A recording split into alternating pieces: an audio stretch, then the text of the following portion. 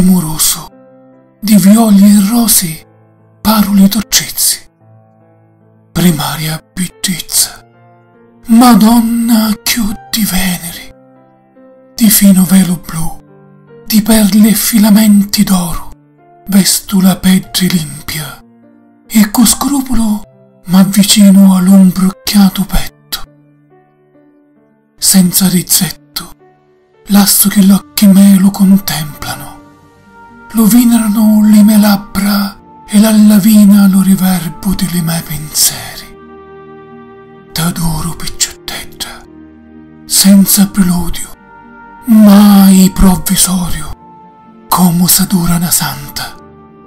E t'amo come una madre sospira la sua creatura, di più t'amo, si t'amare di